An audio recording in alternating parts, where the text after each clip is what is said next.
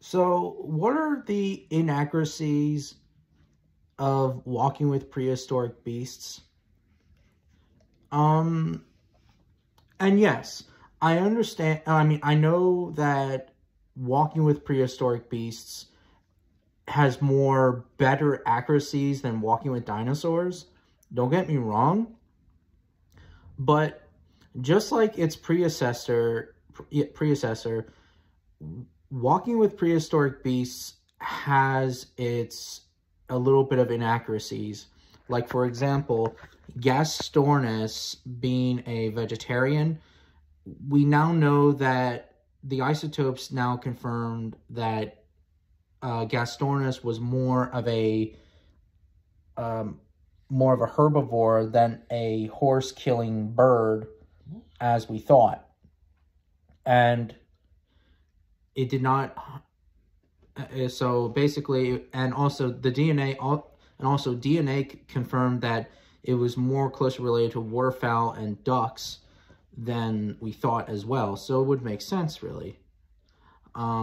Which is pretty cool, in my opinion, because it wasn't a killing bird. I mean, it wasn't a horse-killing bird. It was a peaceful vegetarian. Don't get me wrong, its environment, it still had predators to contend with, like the crocodilians and etc. Hyaenodon's design, I mean, the model of the Hyaenodon looks very off. Like, I don't know why they put fangs, saber-toothed fangs on Hyaenodon, because Hyaenodon doesn't have saber teeth. So that's very inaccurate, which I really don't like. And I'm pretty sure a lot of people don't like the model of Hyaenodon as well. The Indricotherium, Indricotherium is still valid, but the species from the documentary is not Indricotherium itself. It is Paraceratherium. As we know, Paraceratherium lived in Mongolia. So it would make sense, really. But it is still in the Indricothere family. It's just that, the Mongolian species is just called Paraceratherium. With Smilodon behavior in the documentary, I mean, I used to think that Smilodon could have been, was a pack hunter, but research confirmed that Smilodon's brain was more that of a jaguar, so this means that it was a solitary hunter than a social animal like a lion. And yes, I know that with saber-toothed specimens in the La Brea tar pits, they've been known to break and stuff. And I know some of the individuals have healed. But it could have been other things, not from pack hunting, but they would have scavenged, scare away some carcasses from smaller predators, like, for example, a small pack of dire wolves, a cougar, or etc. Not to be off topic. I also did not like, for its time, maybe, but because obviously it was cool, but I don't like the male Smilodons with the mane. I don't know why, but there's no research or confirming that Smilodon had a mane like a lion. And so basically, Smilodon would have had like rough cheeks, sideburn-like cheeks like tigers have or something. Or maybe they didn't, like most cats have.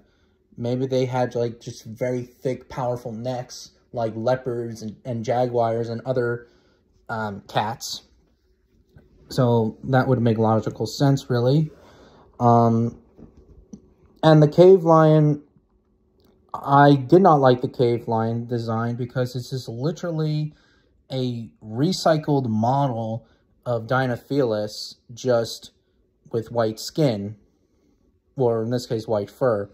And it also has miniature saber teeth like the Dinofelis, so they could have done something different. But it is cool to see, really, that maybe cave lions probably did had...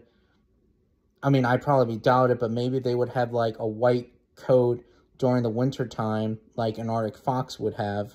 But, I mean, there's already fur confirming that cave lions actually had, like, lion hair, of course. So they probably did not had white skin. But it was a cool idea to see. Maybe cave lions maybe would have, like, white fur during the winter time, but yeah. Overall, walking with prehistoric beasts has better accuracies than walking with dinosaurs and beasts, and I believe walking with cavemen too. Please check me in the comments. And yeah. And another thing too is that I wish we get to see like other prehistoric animals, but like from the La Brea tar pits in California, but it is what it is. But maybe it's because it's overrated, which would make sense, really, since a lot of people like to talk about it, but yeah. Anyways, let me know in the comments if I miss anything about walking with prehistoric beasts inaccuracies. And yeah.